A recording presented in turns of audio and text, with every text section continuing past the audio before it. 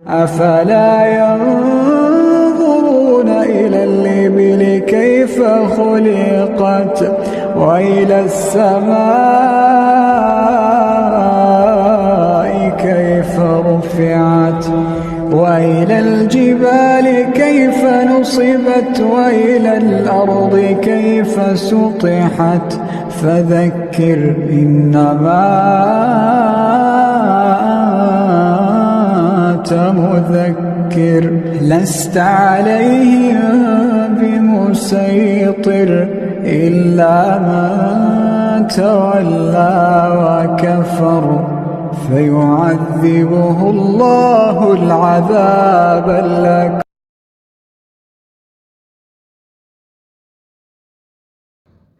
اعوذ باللہ من الشیطان الرجیم بسم اللہ الرحمن الرحیم الحمدللہ والصلاة والسلام علی رسول اللہ لا حول ولا قوة الا باللہ رب اشرح لی صدری ویسر لی امری واحلل عقدۃ من لسانی یفقہوا قولی ربی زدنی علما. السلام علیکم ورحمۃ اللہ وبرکاتہ. عزت دار بہن، عزت دار بھائی، پیارے بچوں، بزرگ ساتھیوں، آپ سب کا استقبال ہے، ویلکم ہے اس عقیدہ کلاس نمبر 47 میں. الحمدللہ اللہ سبحانہ تعالیٰ نے ہمیں پھر سے جمع کیا ہے. ہم اس رمضان میں اپنے گھروں میں حفاظت کے ساتھ، صحت کے ساتھ، آرام سے اللہ سبحانہ تعالیٰ کا دین سیکھ رہے ہیں. میں آپ کو یاد دلاتا چلوں، آپ کے 30 منٹ یا 40 منٹ اس عقیدہ کلاس میں یا کوئی اور دین کے کام میں آپ گزارتے ہو، اللہ سبحانہ تعالیٰ کے یہاں بڑے قیمتی ہیں. آپ، میں اور جتنے بھی بھائی بہن دنیا میں لوگ علم کی مجلس میں بیٹھتے ہیں، اللہ کا دین سیکھتے ہیں، اللہ اپنی مجلس میں ان تمام کو یاد کرتا ہے. اور ہم بڑے خوش قسمت انسان ہیں. اللہ سبحانہ تعالیٰ نے دنیا کے تمام لوگوں کو چھوڑ کر مجھے اور آپ کو اس مجلس میں بٹھا رکھا ہے. اللہ سبحانہ تعالیٰ نے اس علم کی نعمت سے ہمیں نوازا ہے، تو ہم اللہ سبحانہ تعالیٰ کا ہر بار شکر ادا کریں. ایک چیز مجھے آپ کے ساتھ شیئر کرنی ہے جو میرا ایکسپیرینس ہے. مجھے لگتا ہے کہ رمضان ختم ہو گیا. یہ میری کوئی ذاتی رائے نہیں ہے.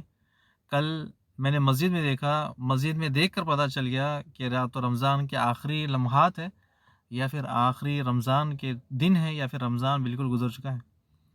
میرے گھر کے پیچھے مسجد ہے، میں تراویح وہیں پر پڑھتا ہوں. تو مسجد کافی بڑی ہے، مسجد جامع ہے، اور بڑی مشکل سے اس کے 6 صف یا 7 صف مکمل ہوتے ہیں تراویح میں. بہت بڑی مسجد ہے، تو 6 یا 7 صف مکمل ہوتے ہیں.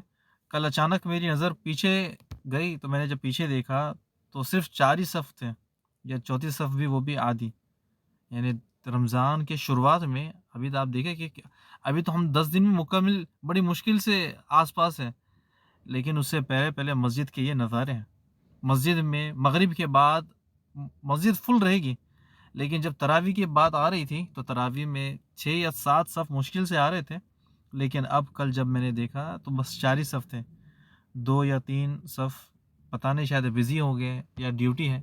میں ہمارے تمام بھائی بہن کو بتا دوں کہ رمضان میں جو گلف کنٹری عرب میں، خاص کر جو بحرین میں ہمارے ساتھ رہے، ہمارے ساتھ جو ایکسپیرینس ہے، ہماری ڈیوٹی آدھی ہو جاتی ہے. اگر لگا لے کہ کسی کی ڈیوٹی 10 گھنٹے یا 12 گھنٹے تو اس کی 6 گھنٹے ہوتی ہے. کسی کی 8 گھنٹے ڈیوٹی ہے تو 6 گھنٹے ہو جاتی ہے. ہر کسی کی، جتنے بھی مسلمان ہیں ان سب کی ڈیوٹی 6 گھنٹے. اتنی سہولت کے بعد بھی لوگ مسجد سے غائب ہیں.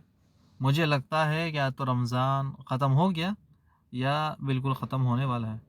اکثر میں جن بھائیوں کو جانتا ہوں، یا پھر میں خود انڈیا سے ہوں، حیدرآباد سے، تو وہاں کی مسجدوں کا یہ ہوتا تھا کہ رمضان کے شروعات میں نماز، تراویح، روزہ، ذکر، دعا.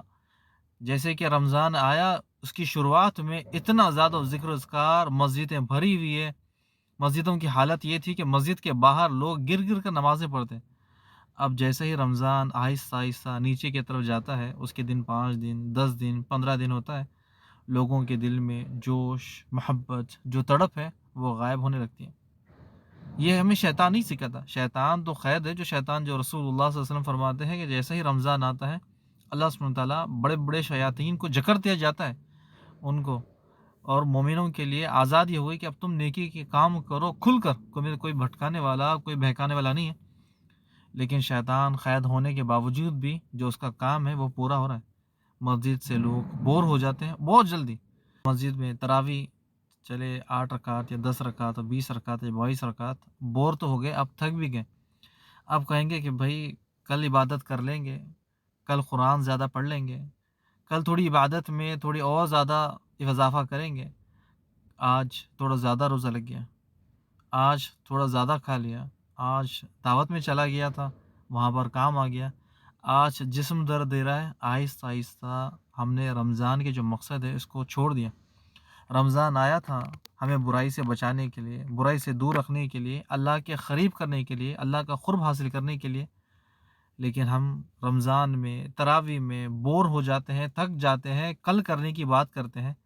لیکن اگر کوئی شخص بازار جاتا ہے، چاہے وہ مرد ہو یا عورت ہو، بچہ ہو، 3 گھنٹے 4 گھنٹے 5 6، میں تو منیمم کہہ رہا ہوں، آپ خود جانتے ہو کہ کتنا زیادہ وقت بازار میں لگاتے ہیں، کتنا زیادہ وقت دعوت کے لیے تیار کرنے کے لیے، دعوت میں جانے کے لیے، دعوت کا اگر دور کا سفر افطار کروانے کے لیے یا افطاری کے لیے یا سحری کے لیے، کتنا لمبا سفر کرتے ہیں، گھنٹوں چلتے ہیں یا گھنٹوں گاڑی پر جاتے ہیں، کار میں یا بائک میں یا ٹیکسی میں یا کچھ بھی ہم استعمال کرتے ہیں، جب نہ ہمیں تھکان آتی ہے، نہ روزہ لگتا ہے، نہ درد محسوس ہوتا ہے، نہ ہم ٹینشن لیتے ہیں، اس وقت کوئی تھکان ہی نہیں، سب چیز اپنے وقت پر ہو رہا ہے، وقت سے زیادہ ہو رہا ہے، لیکن اب کہ اپنے رب کے سامنے ٹھہرنے کے لیے یہ تھک جاتا ہے، کہتا ہے آئی ایم ٹائرڈ، بہت تھک گیا ہوں، سر میں درد ہو رہا ہے، آج مجھے افطاری سے پہلے اٹھا دینا یا سحری سے پہلے اٹھا دینا، بس ختم۔ رمضان جا رہا ہے، نکل رہا ہے، اس کا وقت ختم ہو رہا ہے، دوبارہ پھر اگلے سال آئے گا، پتہ نہیں کیا رمضان ہمارے نصیب میں رہے گا نہیں رہے گا۔ کتنے ہمارے بھائی بہن رشتہ دار، آپ ہمارے خاندان میں دیکھ لیں، کتنے ایسے لوگ ہیں جو پچھلے رمضان میں موجود تھے، آج وہ اپنی خبروں میں۔ اللہ سبحانہ تعالیٰ نے ہمیں اس رمضان کی نعمت سے نوازا، لیکن ہم اس رمضان کو، جو ہمارے اس میں تڑپ ہونی چاہیے، جو رمضان سے محبت ہونی چاہیے، جو رمضان سے ہمارا لگن ہے، جو اللہ سبحانہ تعالیٰ کا قرب حاصل کرنا ہے، اللہ سبحانہ تعالیٰ کی برکتیں حاصل کرنی ہے، اس کو ہم آہستہ آہستہ بھول جا رہے ہیں، چھوڑ رہے ہیں۔ رسول اللہ صلی اللہ علیہ وسلم کی وہ حدیث آپ کو یاد ہوگی کہ وہ بدقسمت انسان ہے جسے رمضان ملا اس نے اپنی بخشش نہیں کروائی، یعنی بدقسمت انسان ہے، رمضان مل گیا لیکن اس نے اپنی بخشش مانگی نہیں، اللہ سے مغفرت کی دعائی نہیں مانگی، وقت ہی نہیں تھا اس کے پاس۔ شیطان نے اسے ایسا ٹرین کیا، ایسا اسے سنبھالا، ایسا اس کو پٹری پر چلایا کہ رمضان ہو یا دن ہو یا رات ہو یا صبح ہو یا سحری ہو یا فجر ہو، اسے اپنی روٹین سے ہٹنا ہی نہیں ہے۔ بس تھوڑی سی تراویح پڑھ لی، ٹائرڈ ہو گیا، تو مجھے کل لگ رہا تھا کہ رمضان ختم ہو گیا۔ ہم اپنے رب سے دعا کرتے ہیں کہ اللہ ہمارے دل میں رمضان کی محبت، رمضان کی تڑپ اور زیادہ پیدا کر دے، اور ہمیں اس رمضان میں معاف کر دے، اور جو بھائی بہن بیمار ہے، بچے بیمار ہیں، اللہ سبحانہ تعالیٰ ان کو صحت دے، اور اللہ سبحانہ تعالیٰ سب کو توفیق دے کہ وہ اس رمضان میں روزے رہیں، اور اللہ سبحانہ تعالیٰ آپ کی رحمتیں، آپ کی برکتیں تمام امت مسلمہ پر برسا، آمین یا رب العالمین۔ اور جو بھائی پریشان ہیں مال کے لیے، جو تکلیف میں ہے، یا اللہ جن کے اوپر قرض ہے، جن کا کھانا پورا نہیں ہوتا، یا اللہ ان کی غیبی مدد کر، آمین یا رب العالمین۔ بنا تاخیر کے جو ہمارا کوئز ہے، کوئز نمبر 46، ہم اس کو حل کریں گے، اور اسی کے ساتھ آج ہمارے اسپیشل ایک مہمان ہیں جو ابراہیم بھائی ہیں، ہم ان سے کچھ علم حاصل کریں گے کہ توحید کی 3 قسم ہیں، توحید ربوبیت، توحید الوہیت، توحید اسماء صفات۔ لاسٹ جو ایپیسوڈ تھا، ایپیسوڈ 46 میں، سلپ آف ٹنگ کی وجہ سے میں نے ربوبیت اور الوہیت میں آگے پیچھے کر دیا، تو یہ الفاظ کو تھوڑا سا آپ یاد کر لیں، تھوڑے ہارڈ ہے، لیکن سمجھنے کے لیے میں نے آپ کو کل ایک فارمولا جو پچھلے ایپیسوڈ میں بتایا تھا کہ آسان انداز میں اسے یاد کر لے۔ ربوبیت، رب کے کام جو صرف رب ہی کرتا ہے، الوہیت بندوں کے کام جو صرف بندہ کرتا ہے، اسماء و صفات اللہ کے نام۔ تو میں ایک بار دوہرا دوں، یہ جو الفاظ ہے ربوبیت، الوہیت، ان کو تھوڑا سمجھنے کے لیے، ربوبیت رب کے کام جو رب ہی کرتا ہے، الوہیت بندے کے کام جو بندہ کرتا ہے، اسے اس طرح سے آپ یاد کر لیں۔ تو سب سے پہلا سوال لیتے ہیں، ایمان کے کتنے ارکان ہیں؟ ایمان کے 6 ارکان ہیں۔ بار بار یہ سوال آپ کو دہرائیں تاکہ یہ چیز آپ کو واضح ہو جائے، آپ کے دل اور دماغ میں یہ چیز محفوظ ہو جائے، جم جائے کہ ایمان کے 6 ارکان ہیں۔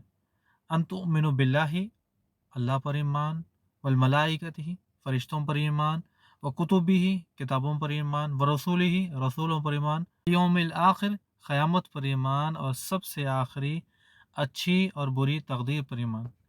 یہ 6 چیزیں ہمیں ہمیشہ کی طرح یاد ہو جائے، ایمان کے 6 ارکان ہیں۔ سوال نمبر دوسرا، کیا صرف سود لینا اور دینے والا دونوں مجرم ہیں؟ یہ بات میں آپ کو یاد دلا دوں، ہمارا جو پروجیکٹ ہے اس میں بھی یہ بات واضح ہو چکی ہے، ابھی انشاءاللہ آپ کو سمجھ میں آ گیا ہوگا۔ سود دینا، لینا، لکھنا، لکھانا، دینا کسی بھی طرح سے، اس کے لیے اے ٹی ایم کے لیے مشین دینا، بینک کو اپنا گھر دینا، حتیٰ کہ اس کے لیے کوئی چیزوں کا انتظام کر کے دینا، اس حرام کام میں شمار ہونا ہے۔ اور جس طرح آپ بھائی بہنوں نے تھوڑا سا شک میں پڑ گئے تھے کہ آپ مجبوری میں سود لے سکتے ہیں، نہ مجبوری میں لے سکتے ہیں، نہ خوشی میں لے سکتے ہیں، نہ غم میں لے سکتے ہیں، نہ ہاسپٹل کی وجہ سے لے سکتے ہیں، نہ شادی کی وجہ سے لے سکتے ہیں۔ جب اللہ کے رسول صلی اللہ علیہ وسلم نے اسے حرام قرار دیا تو حرام قرار دیا۔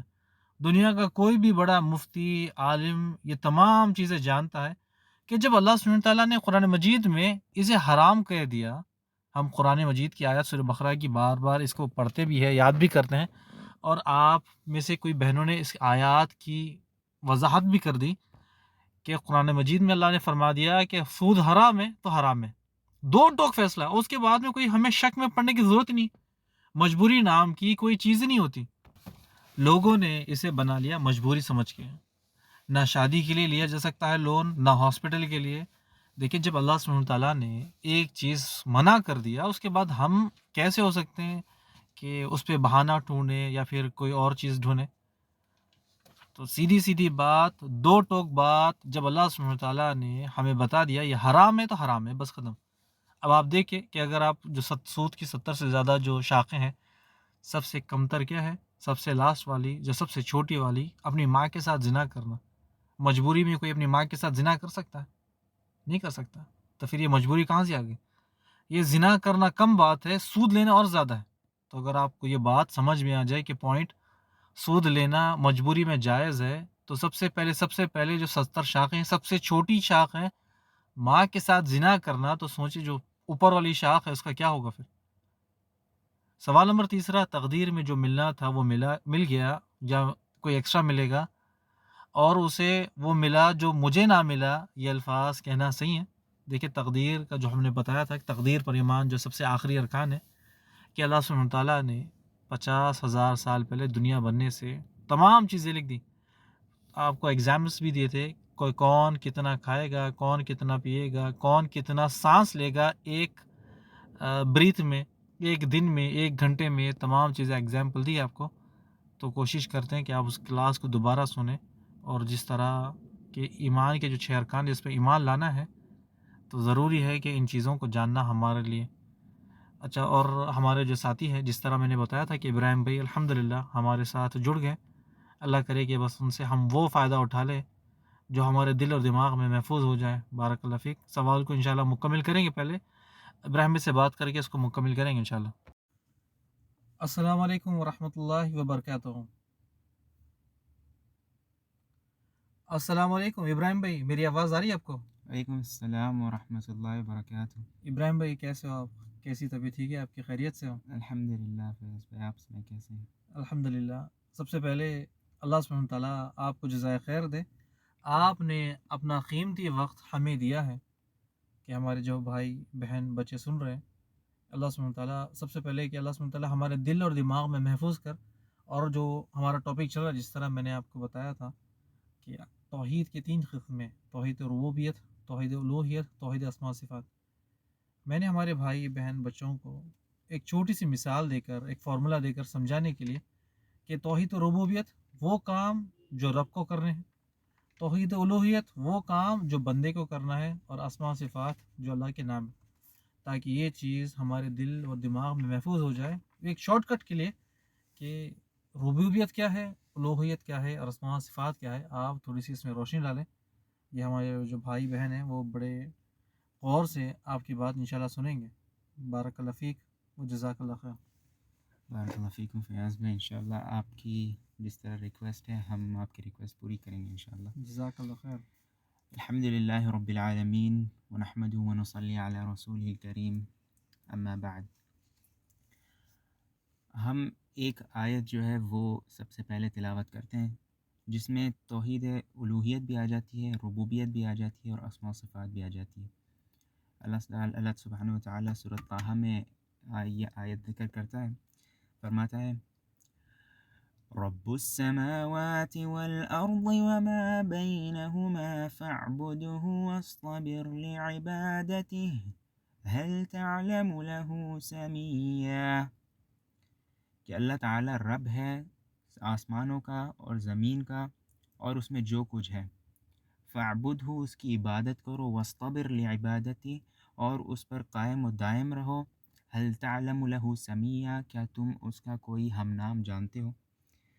اب اس میں توحید ربوبیت کیسے آتی ہے، الوہیت کیسے آتی ہے، اور اسماء و صفات کیسے آتی ہے، اس پر ہم تھوڑی کچھ گفتگو کے بعد انشاءاللہ آگے آتے ہیں۔ پہلے ہم یہ دیکھتے ہیں کہ یہ تقسیم آئی کہاں سے، کیا یہ تقسیم ہمارے پاس قرآن میں موجود ہے یا پھر احادیث میں موجود ہے؟ نہیں۔ اور اکثر جو ہے وہ غیر مسلمان، جب آپ نان مسلم جو ہے جب ڈبیٹس کے لیے آتے ہیں تو وہ یہی پوچھتے ہیں کہ آپ جو توحید کی باتیں کرتے ہو، توحید ربوبیت، الوہیت، اسماء و صفات، جو 3 توحید کی قسمیں بنائے رکھی ہے، وہ تو آپ میں بھی نہیں ہے، تو کرسچنز کہتے ہیں کہ ہم پھر ٹرینٹی کیوں نہ لائیں اپنی طرف سے؟ تو ان کا یہ کہنا جو ہے وہ بالکل من گھڑت ہے، کیونکہ جو ہے وہ مان لیا کہ یہ بات قرآن اور سنت میں نہیں ہے، لیکن علماء نے اسے قرآن اور سنت سے اخذ کیا ہے، ظاہری طور پر نہیں ہے وہاں پر، لیکن اس سے اخذ کیا ہے۔ کیسے؟ یہ تقسیم اس لیے ہوئی کیونکہ قرآن کی کچھ آیات اور احادیث مبارکہ جو ہے وہ تعلق رکھتی ہے اللہ تعالیٰ کی صفات سے، کہ اللہ تعالیٰ خالق ہے یا مالک ہے یا رازق ہے، اس طرح کی صفات سے، جو کہ اس کے رب ہونے کی دلیل ہے۔ اور تو اسی لیے علماء نے ان جیسی صفات کو، ان جیسے مقاموں کو اللہ تعالیٰ کی توحید ربوبیت قرار دیا، یا اللہ تعالیٰ کے افعال بھی کہا جاتا ہے۔ اور دوسری ایک قسم ہے کہ جو کہ حکم دیتی ہے ہمیں خالصتاً اللہ تعالیٰ کی عبادت کرنے کی، اور یہ کئی جگہوں پر ہے، متعدد جگہوں پر۔ تو ایسی تقسیم کو جو ہے وہ علماء نے توحید الوہیت قرار دے دیا، یا توحید عبادت بھی کہا جاتا ہے۔ وہ کب عبادت ہوتی ہے اور کب الوہیت، وہ آگے دیکھتے ہیں۔ اور تیسری جو قسم ہے اور آخری قسم، اسے توحید اسماء و صفات کہہ دیا، جہاں پر کیونکہ کئی متعدد جگہوں پر اللہ تعالیٰ کی اچھے اچھے ناموں کے اور اچھے اچھے صفات کا ذکر ہوا ہے، تو اسے جو ہے وہ توحید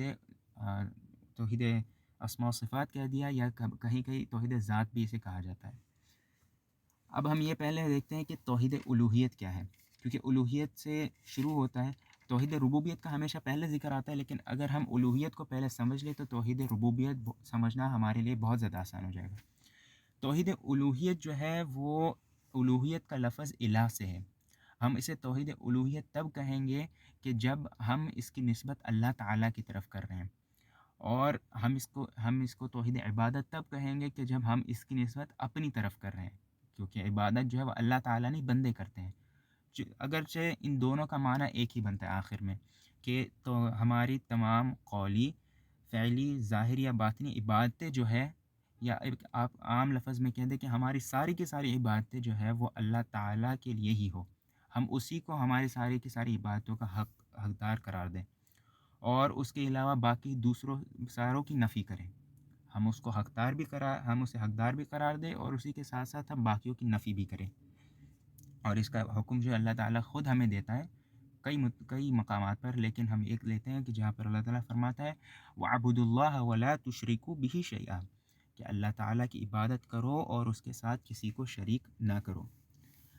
اور میرے پیارے بھائی اور بہنوں، یہ جو توحید کی دعوت ہے، یہی اصل دعوت ہوتی تھی سارے انبیاء کرام کی، یہی انبیاء کرام کی ساروں کی دعوت ہوا کرتی تھی۔ اور اللہ تعالیٰ اس کے بارے میں خود فرماتا ہے اور کہتا ہے وَلَقَدْ بَعَثْنَا فِي كُلِّ أُمَّةٍ رَسُولًا أَنِ اعْبُدُوا اللَّهَ وَاجْتَنِبُوا الطَّاغُوتَ، کہ ہم نے ہر امت میں ایک رسول پیدا کیا، اس لیے کہ وہ اللہ تعالیٰ کی عبادت کرے اور طاغوت سے بچے اور دوسروں کو بھی بچائے۔ وہ اس لیے میرے بھائی اور بہنوں، وہ کیونکہ ہمارے پرانے زمانے کے جو مشرک تھے وہ توحید الوہیت میں شرک کرتے تھے۔ وہ ان کی ربوبیت تو ٹھیک تھی، ربوبیت کیا ہے ہم آگے آتے ہیں، لیکن ان کی توحید ربوبیت ایک قسم جو ہے ٹھیک تھی، وہ الوہیت میں شرک کرتے تھے، اور اسی لیے سارے کے سارے انبیاء کرام اور رسل کی جو ہے ان کا سب سے بڑا مشن یہی تھا کہ ان کو توحید الوہیت سمجھانا، کہ ہم اپنی ساری عبادتیں جو ہیں، سارے نظر و نیاز، ساری کی ساری ہر طرح کی عبادت، ظاہری ہو باطنی ہو، ہمارے دل کی عبادت ہو یا زبان کی عبادت ہو، ساری کی ساری عبادتیں صرف اور صرف اللہ تعالیٰ کے لیے خالص کریں۔ اور وہ اسی میں جب ان کے پاس یہ دعوت آتی تو وہ مشرک کہتے اجعل الآلہۃ الہ واحدہ، کیا اس نے اتنے سارے جو معبود ہمارے بنے ہوئے ہیں، ہم نے اتنے کعبہ میں جتنے سارے معبود رکھے، اپنے بت رکھے ہوئے ہیں، اتنے سارے ایک کسی چیز کے لیے ایک معبود ہے، دوسری کے لیے دوسرا معبود ہے، پانی دینے کے لیے، برسانے کے لیے ایک معبود ہے، پھر پودے اگانے کے لیے ایک معبود ہے، کیا ان سبھی کو اس نے ایک کر دیا ہے؟ ان ھذا لشیء عجاب، یہ تو بڑی عجیب بات کی ہے اس نے، کہ ایک ہی بندہ کیسے، یہ ایک ہی شخص سب کچھ کیسے کر سکتا ہے؟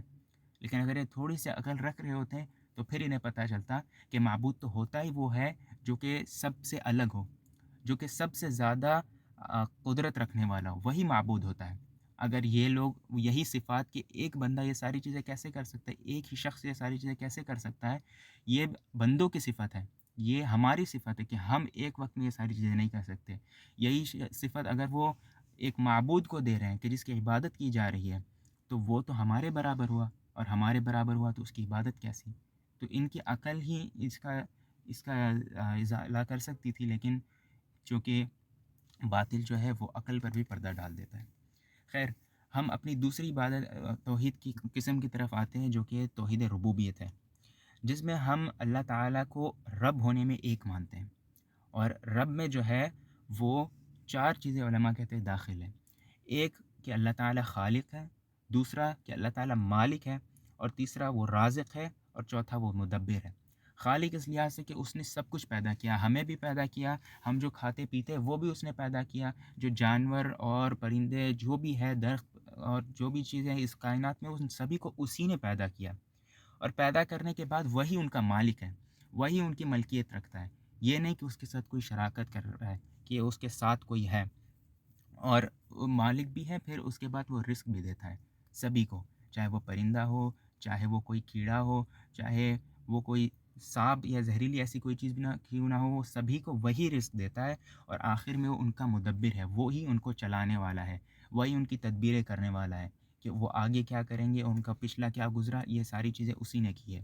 ان ساری صفات میں جو ہے ہم اللہ تعالیٰ کے ساتھ نہ کسی کو شریک کریں، نہ ہم یہ کہیں کہ اللہ تعالیٰ کا کوئی ہمسایہ ہے کہ اس طرح کا کوئی عمل کر رہا ہے، یا وہ اس کا کوئی مددگار ہے۔ اگر نہ ہم شریک کریں، نہ کہیں کہ اس کا کوئی ہمسایہ کہ اس طرح کا کوئی ہے، تو ہم یہ بھی نہ کہیں کہ اس کا کوئی مدد کرنے والا ہے، یہاں تک کہ ساری کی ساری چیزیں اس اکیلے نے کی ہے اور اس کے ساتھ کوئی شریک نہیں۔ اور یہ جو ہے میرے بھائیوں اور بہنوں، یہ افعال ہے اللہ تعالیٰ کے، اور توحید الوہیت کے بارے میں ہم نے ذکر کیا تھا، یہ افعال تھے بندے کے اللہ تعالیٰ کے ساتھ، یہ افعال ہے اللہ تعالیٰ کے اس کے بندے کے ساتھ۔ تو ہم اس کا ایک لفظ اگر ایک جملے میں کہنا چاہے تو اللہ تعالیٰ کو اس کے افعال میں جو ہے وہ یکتا قرار دینا، یہ توحید ربوبیت ہے۔ اس کے بارے میں اللہ تعالیٰ خود کئی جگہوں پر فرماتا ہے، کہ اللہ تعالیٰ جیسے فرماتا ہے الا لہ الخلق والامر، کہ بے شک اسی کے لیے ہے، جو تخلیق کرنی ہے وہ بھی وہی کرتا ہے، اور حکم جو دینا ہے، امر کرنا ہے، وہ بھی وہی کرتا ہے۔ اور اسی طرح جس طرح ہم ہر روز 5 مرتبہ نمازوں میں پڑھتے ہیں الحمدللہ رب العالمین، سب سے پہلی جو آیت ہم پڑھتے ہیں، یہ بھی توحید ربوبیت کی دلالت کرتی ہے۔ الحمدللہ تمام تعریفیں اس کے لیے ہے، رب العالمین، جو کہ رب ہے پوری کی پوری سارے تمام کائنات کا، اور بلکہ تمام عالموں کا وہی رب ہے، اور یہی جو ہے وہ ہمارے لیے کافی ہے دلالت کے لیے۔ اور اگر اور مزید بڑھنا ہے تو اللہ تعالیٰ یہ بھی کہتا ہے اللہ الذی خلقکم ثم رزقکم ثم یمیتکم ثم یحییکم، کہ اللہ تعالیٰ ہی ہے کہ جس نے تمہیں پیدا کیا، پھر اس نے تمہیں رزق دیا، پھر وہ تمہیں موت دے گا، پھر وہ تمہیں موت دے گا، پھر وہ تمہیں زندہ کرے گا۔ اور اگر ہم نے جس طرح بات کی تھی کہ یہ وہ توحید کی قسم ہے کہ جس میں مشرکین بھی موافقت رکھتے تھے، وہ کہ مانتے تھے کہ اللہ تعالیٰ کے علاوہ کوئی اور رب نہیں ہے، جس طرح اللہ تعالیٰ دیگر جگہوں پہ فرماتا ہے کہ اگر ان سے پوچھا جاتا کہ جس طرح ایک آیت میں آتا ہے قل من یرزقکم من السماء والارض، کہ ان سے پوچھو کہ تمہیں کون رزق دیتا ہے آسمانوں سے اور زمین سے، تو وہ کہتے ہیں اللہ ہی دیتا ہے۔ اور اسی طرح کئی جگہوں پر اگر انہیں کہا جاتا ہے کہ تمہیں کون پیدا کرتا ہے، تمہیں بارشیں کون برساتا ہے، تمہیں روزی کون دیتا ہے، قوت کون دیتا ہے، تو ان سارے معاملات میں وہ کہتے ہیں ہمیں اللہ ہی دیتا ہے، لیکن آخر کار جا کر وہ شرک کرتے توحید الوہیت میں، اور وہ کہتے ہیں کہ ہم ایک کی کیسے عبادت کریں۔ اگر وہ لوگ توحید ربوبیت کو اچھی طرح سمجھ لیتے تو توحید الوہیت میں بھی شرک نہ کرتے۔ اور توحید ربوبیت کے آخر اختتام پر آتے ہوئے ہم یہ کہیں گے کہ توحید ربوبیت کو جو ہے وہ اللہ تعالیٰ نے استعمال کیا ہے توحید الوہیت کی دلالت کے طور پر، جیسے اللہ تعالیٰ فرماتے ہیں یا ایھا الناس اعبدوا ربکم الذی خلقکم والذین من قبلکم، کہ اے وہ لوگو، اے لوگو، عبادت کرو تمہارے رب کی کہ جس نے پیدا کیا تمہیں اور تمہارے پہلے جو ہے ان سبھی کو پیدا کیا۔ تو یعنی پیدا کرنا، تخلیق کی جو یہ اللہ تعالیٰ کی صفت ہے، اس کو اللہ تعالیٰ نے کہا کہ اس کی وجہ سے تم عبادت کرو اس کی۔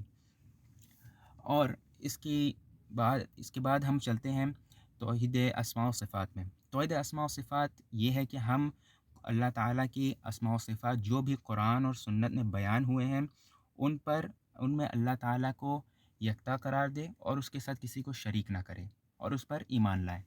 ایمان لاتے ہوئے ہمیں 4 چیزوں سے بچنا ہوگا، تبھی ہم ایمان لا سکیں گے، ورنہ ہمارا ایمان نہیں ہے توحید الوہیت پر بلکہ توحید اسماء و صفات پر۔ پہلی چیز تعطیل۔ تعطیل کا معنی ہوتا ہے کسی چیز کا انکار کرنا، یعنی ہمیں اس کی صفات پر ایمان لانا ہے تو ہمیں اس کا انکار نہیں کرنا، سب سے پہلے ہمیں اس کا اقرار کرنا ہے کہ ہاں اگر یہ صفت جو ہے وہ ذکر ہوئی ہے قرآن یا احادیث میں تو یہ اللہ تعالیٰ کی صفت ہے۔ دوسری تحریف، کہ کسی چیز کو جو ہے اس کے اصل معنی سے بدل دینا، کہ جس طرح اللہ تعالیٰ کا وجہ کا معنی ہے تو وجہ کا معنی اصل ہوتا ہے چہرہ، تو اس سے بدل کر یہ کر دینا کہ اس کی رضامندی، تو اس کے اصل معنی سے ہم نے اس کو ہٹا دیا، تو یہ بھی اس کے بغیر ہم نے کرنا ہے، اس کے بغیر ہم نے ایمان لانا ہے۔ اور تشبیہ کے کسی چیز کے ساتھ اس کی مثال دینا، کہ اگر اللہ تعالیٰ یہ کرتا ہے تو بندہ جس طرح کرتا ہے اس طرح اللہ کر رہا ہے، اور اس کے بارے میں اللہ تعالیٰ فرماتا ہے لیس کمثلہ شیء، اس کی طرح کی کوئی چیز ہے ہی نہیں، تو ہمیں بنا تشبیہ کے بھی اللہ تعالیٰ پر ایمان لانا ہے۔ اور چوتھی اور آخری چیز تکییف کا معنی کہ ہم اس کی کیفیت بیان کریں، اس طرح اللہ تعالیٰ فرماتا ہے کہ الرحمن علی العرش استوى، اللہ کے رحمان جو ہے وہ عرش پر مستوی ہے، تو ہم اس کی کیفیت بیان کریں کہ وہ کیسے عرش پر مستوی ہے، یا کیسے ہیں، کس طرح عرش پر مستوی ہے، اس کی کیفیت بیان کرنا جو ہے اس سے بھی ہمیں بچنا چاہیے، تبھی ہم توحید اسماء و صفات پر ایمان لا سکتے ہیں۔ آخری جو ہے وہ توحید اسماء و صفات پر ایمان لانے میں کچھ قواعد ہیں، تقریباً 12 قواعد ہیں، لیکن ہم انہیں بس دیکھتے ہیں، اور اگر آپ رک کر اس کو سمجھ لیں تو بہتر ہے، کیونکہ ہم جو اس کی ایکسپلینیشن میں نہیں جائیں گے۔ پہلا ہے کہ صرف قرآن اور سنت سے اخذ کرنا، کیونکہ قرآن و سنت سے ہی ہمیں علم کی باتیں پتہ چلتی ہے، اور اللہ تعالیٰ کی صفات اور نام جو ہے اسماء الحسنی جو ہے وہ علم غیب میں سے ہے، ہم نہیں جانتے، اللہ تعالیٰ کو کسی نے دیکھا نہیں، اور تو اللہ تعالیٰ کے بارے میں کوئی جانتا بھی نہیں، اللہ تعالیٰ وحی کے ذریعے آپ صلی اللہ علیہ وسلم کو بتاتا ہے، اور اسی لیے قرآن اور سنت میں جو بھی آئے ہم اسی سے اللہ تعالیٰ کے نام لیں۔ اور یہ عقیدہ رکھنا کہ تمام اللہ تعالیٰ کے اسماء جو ہے وہ حسنی ہیں، اچھے نام ہیں، اس میں سے کوئی ایسا نہیں کہ ایک نام برا ہے نعوذ باللہ یا دوسرا اچھا ہے، نہیں، اللہ تعالیٰ کے سبھی نام اچھے ہیں۔ تیسرا یہ کہ اللہ تعالیٰ کے جتنے بھی نام ہیں وہ کسی بہترین صفت سے اخذ کیے گئے ہیں، وہ کسی نہ کسی بہترین صفت پر مشتمل ہے۔ چوتھا یہ کہ جیسے وہ نام وارد ہوئے ہیں، اللہ تعالیٰ کے صفات اور اس کے نام جیسے وارد ہوئے ہیں ہم اسی طرح ایمان لائیں۔ پانچواں یہ کہ ہم جو ہے وہ صفت سے نام اخذ نہیں کریں گے، ناموں سے صفت اخذ کریں گے لیکن صفت سے نام اخذ نہیں کریں گے۔ جیسے اللہ تعالیٰ کا نام ہے رحمان، تو ہم اس کی صفت اخذ کر سکتے ہیں کہ وہ بہت رحم کرنے والا ہے، یا رحیم ہے تو بہت زیادہ رحم کرنے والا ہے، یا دائماً رحم کرنے والا ہے، لیکن جس طرح اس کی صفت ہے اس سے ہم نام اخذ نہیں کر سکتے. وہ اس لیے کیونکہ کہیں کہیں ایسی صفات مذکور ہوئی ہے جہاں پر جیسے آیا ہے وَمَكَرُوا وَمَكَرَ اللَّهُ کہ انہوں نے چال چلی اور اللہ تعالیٰ نے بھی چال چلی. تو نعوذ باللہ اللہ تعالیٰ کو مکار نہیں کہا جائے گا، بلکہ ایسے کہنے والا کفر تک پہنچ سکتا ہے. تو اسی لیے نام اس صفات سے جو ہے وہ نام اخذ نہیں کیے جائیں گے، لیکن نام سے صفت اخذ کی جائیں گی. چھٹا یہ کہ ان کی تعداد مقرر نہیں ہے، کیونکہ ہم نے پہلے ذکر کیا کہ یہ علم غیب میں سے ہے، تو اللہ تعالیٰ ہی بہتر جانتا ہے ان کے بارے میں. ساتواں یہ کہ یہ صفات جو ہے ازلی اور ابدی ہے، کہ ازل سے لے کر ابد تک، جب سے کائنات پیدا ہونے سے پہلے سے تھی اور کائنات کے بعد بھی رہیں گی. یہ کبھی ختم نہ ہونے والی ہے، ہمیشہ سے تھی اور ہمیشہ رہے گی. اور آٹھواں یہ کہ یہ صفات جو ہے وہ دو طرح کی ہوتی ہے، یا تو ذاتی صفت ہوتی ہے یا فعلی صفت ہوتی ہے. ذاتی صفت جو اللہ تعالیٰ کی خود سے یعنی متعلق ہو، جس طرح اللہ تعالیٰ سمیع ہے، اللہ تعالیٰ بصیر ہے، اللہ تعالیٰ علیم ہے. یا فعلی صفت کہ اللہ تعالیٰ جس طرح نزول فرماتے ہیں عرش آسمان دنیا پر، یا اللہ تعالیٰ مستوی ہے عرش پر، یہ فعلی ہے. نویں جو ہے وہ اسماء اور صفات جو ہے وہ سارے کے سارے جو قرآن میں مذکور ہوئے ہیں ان کا اثبات، یعنی ان کا اقرار کرنا ایک لفظ میں. اور 10واں یہ کہ جن کی نفی آئی ہے قرآن کریم میں ان کی نفی کرنا. جن کا 9واں یہ تھا کہ جن کے بعد جو ثابت ہے قرآن اور سنت سے ان کی اثبات. اور 10واں یہ کہ جن کی نفی آئی ہے ان کی نفی. 11واں اسی طرح کہ جن کے بارے میں کچھ ذکر نہیں ہوا، نہ ان کی نفی ہوئی ہے نہ ان کا اثبات ہوا ہے، اور نہ ہی وہ قرآن و سنت میں ذکر ہوئی ہے، تو اس سے ہم جو ہے وہ رک جائیں گے.